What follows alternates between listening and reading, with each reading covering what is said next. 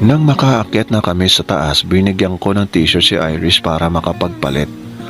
Pinatuyo ko na muna ang damit niya. Nagbihis siya pagkatapos siya mag-shower. Marami rin kaming pinag-usapan ni Irish dahil hindi ko mapigilan ang sarili ko.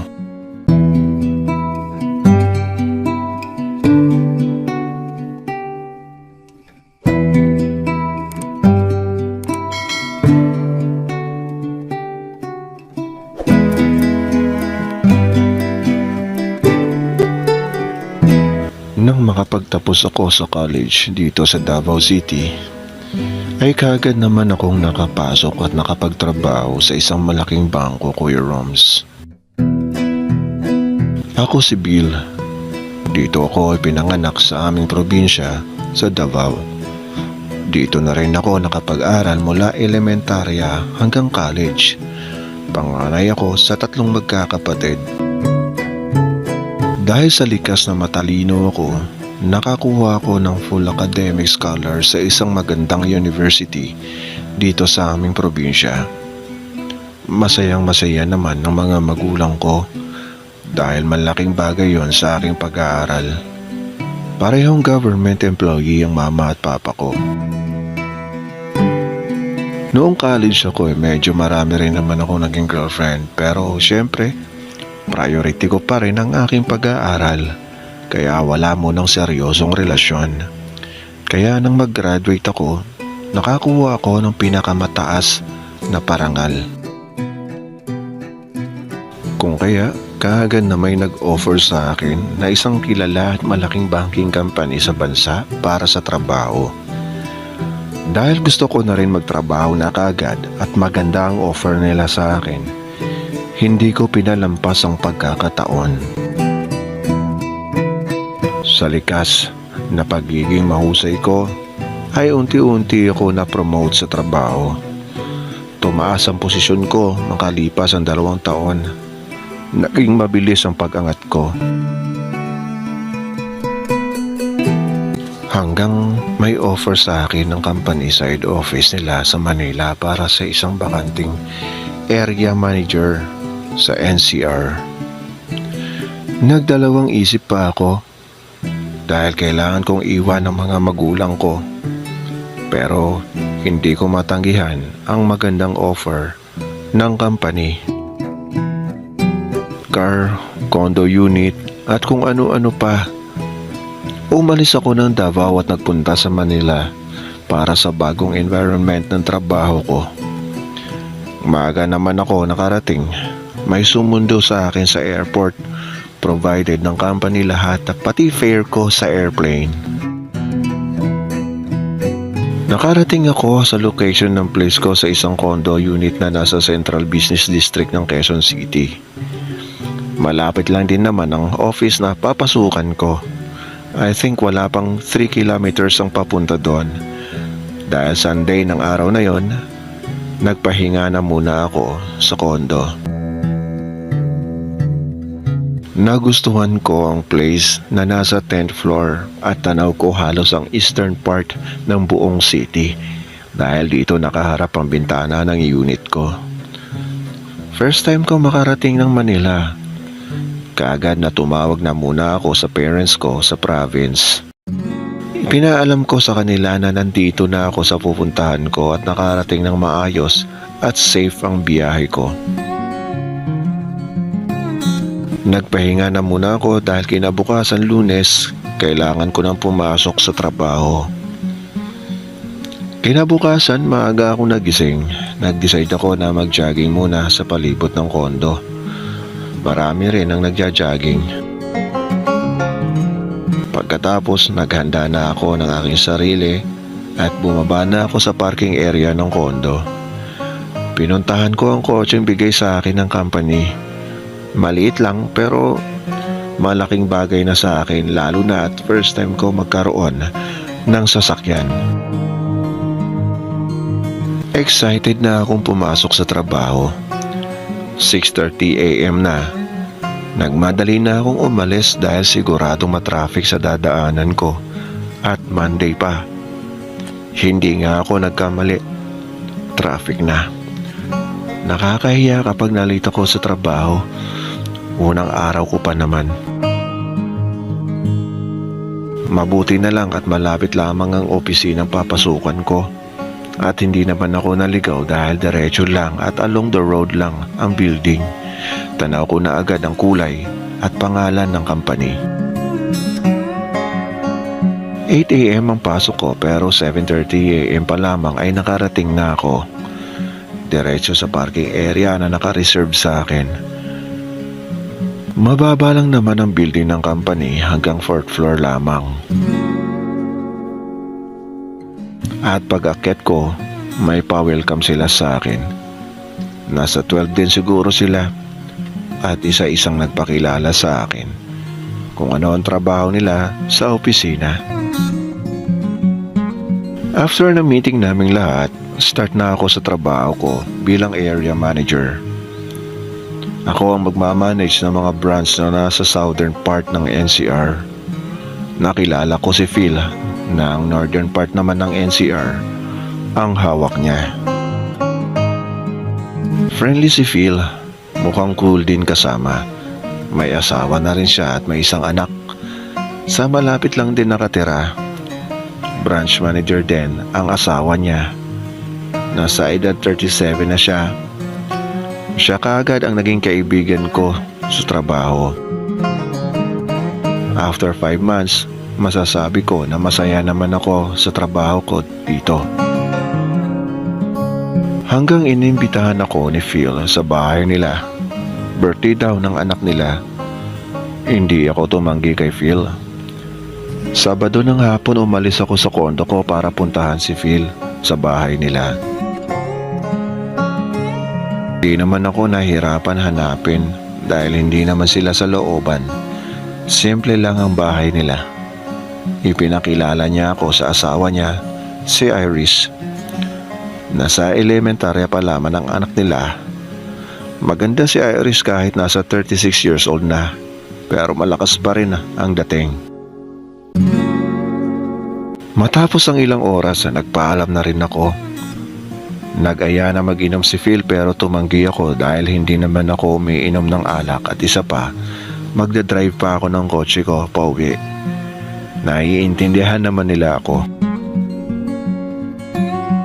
Gabi na ako nakauwi sa condo unit ko. Kagaya ng nakasanayan, tumawag muna ako sa parents ko sa Davao.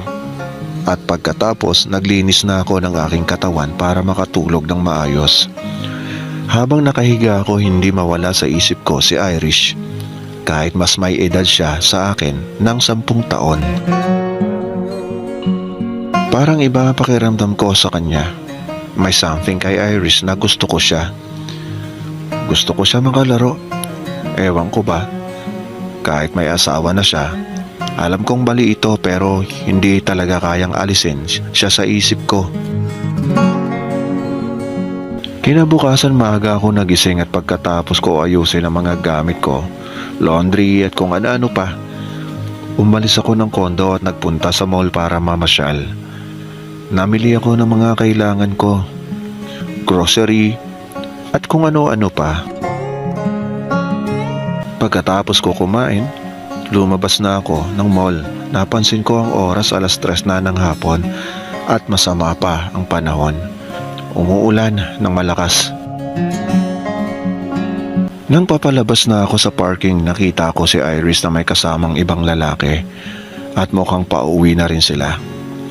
Hindi si Phil ang lalaki. Dahil medyo matraffic palabas, tiningnan ko sila at sigurado ako na si Iris yung nakikita ko. Pero biglang humalik ang lalaki kay Iris na para bang nagpaalam na ito at umalis na. Nabigla ako sa nakita ko. Bago pa man makapara ng taxi si Iris ay umusad na ang kotse ko at tumigil ako sa harapan niya. Nagulat siya nang pagbukas ko ng bintana ng kotse ay sakto sa harapan niya at nababasa na siya ng ulan. Tinawag ko siya para sumakay na. Mukhang nahihiya siya at ayaw pa niya. Pero mapilit ako at bumubusina na ang kasunod kong kotse. Kaagad na lumapit siya sa pinto at binuksan ito at pumasok para sumakay. Umandar na ako. Sabi ko sa kanya, malakas pa ang ulan at medyo malayo pa ang bahay niya. Sa kondo muna tayo. Nagulat siya pero wala din siya magawa kung tatanggi siya dahil ako ang nagdadrive at hindi naman din kalayuan ang kondo ko. Tinanong ko siya kung ano ginawa niya sa mall. Hindi ko sinabing nakita ko siyang may kasamang ibang lalaki kanina. Sabi niya may sinamahan lamang daw siyang kaibigan. Ilang sandali lang nasa gate na kami ng kondo. At pagkatapos ko ipark ang kotse, tumuloy na kami sa unit ko. Hindi pa rin tumitigil ang ulan. Pero mahina na. Nang makaakyat na kami sa taas, binigyan ko ng t-shirt si Iris para makapagpalit. Pinatuyo ko na muna ang damit niya. Nagbihis siya pagkatapos siya mag-shower. Marami rin kaming pinag-usapan ni Iris dahil hindi ko mapigilan ang sarili ko. Tinukso at inakit ko siya. Niyakap ko siyang patalikod at hinalikan sa leeg. Nagdalawang isip siya. Ayaw niya. Pinipigilan niya ang kanyang sarili. Hindi ko na siya pinilit. Maya-maya napansin niyang wala ng ulan. Tamang-tama at medyo natuyo na rin ang damit niya na itinutok ko sa electric fan.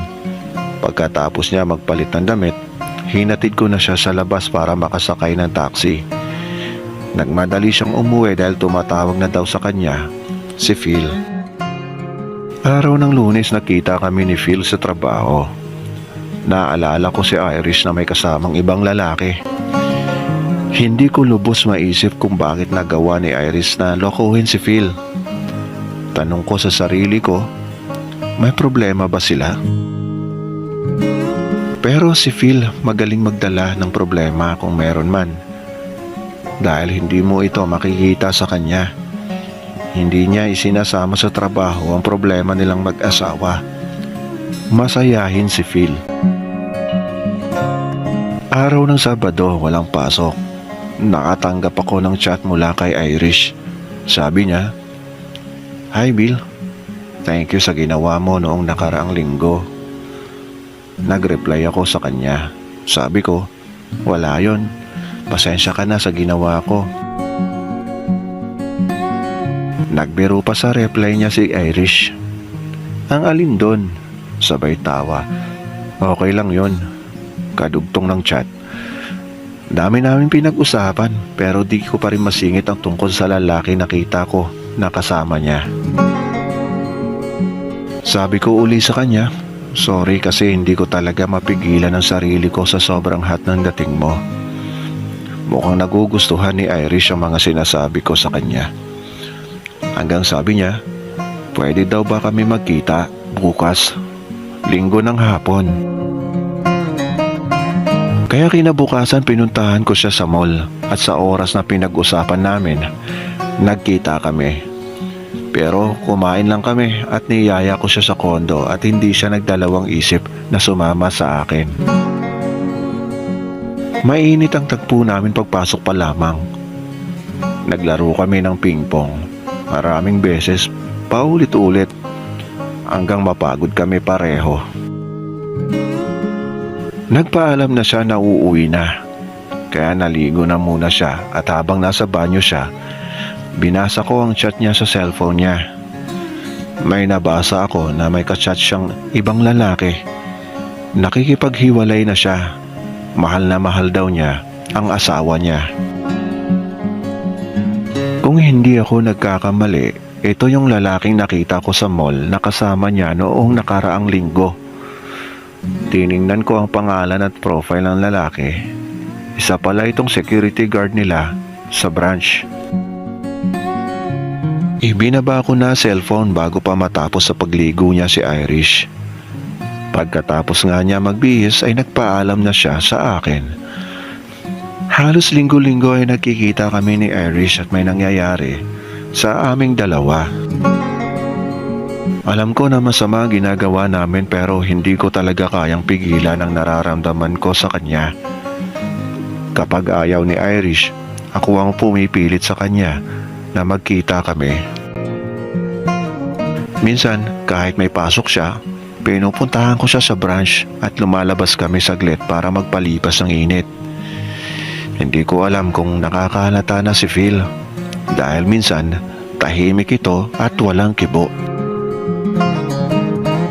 Hanggang kinausap na ako ni Irish na ayaw na niya dahil naaawa na siya sa kanyang asawa na niloloko niya. Mahal na mahal daw niya ang asawa niya. Pero hindi ko kayang pakawalan si Irish. Sa tuwing umaayaw siya, lalo naman akong nagpupumilit sa kanya. Kaya hindi siya makaalis sa affair namin.